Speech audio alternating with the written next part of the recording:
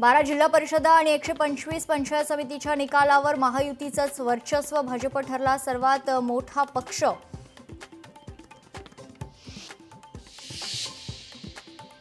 निवडणुकीतील घवघवीत यशाबद्दल मुख्यमंत्री फडणवीसांनी मानले जनतेचे आभार. विरोधी पक्ष फक्त माध्यमांमध्ये दिसतो, जनतेमध्ये नाही. त्यांची मतं कमी करण्याचं काम त्यांचे सकाळचे प्रवक्ते करतात. फडणवीसांचं नाव न घेता संजय राऊतांवर निशाणा.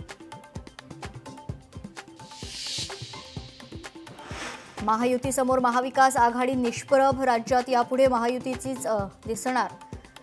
दणदणीत विजयानंतर मंत्री चंद्रशेखर बावनकुळे यांची प्रतिक्रिया.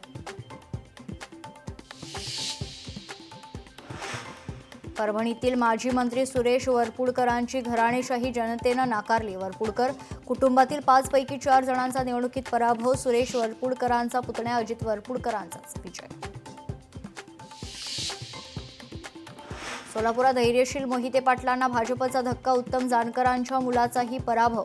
माळशिरसमध्ये भाजपचे माजी आमदार राम सातपुतेंची पत्नी संस्कृती सातपुते विजयी. धाराशिवमध्ये राणा जगजितसिंह पाटलांच्या पत्नी अर्चना पाटील विजयी. अर्चना पाटलांकडून सक्षणा सलकर यांचा पराभव. ओमराजे निंबाळकरांचं गावकीपेक्षा भाऊकीवर जास्त लक्ष. पराभवानंतर सक्षणा सलगर यांची टीका. शरद पवारांची प्रकृती स्थिर. शरद पवार बारामतीहून पुण्याच्या रुबी रुग्णालयात उपचारासाठी दाखल. कार्यकर्त्यांना गर्दी न करण्याचं रोहित पवारांचं आवाहन.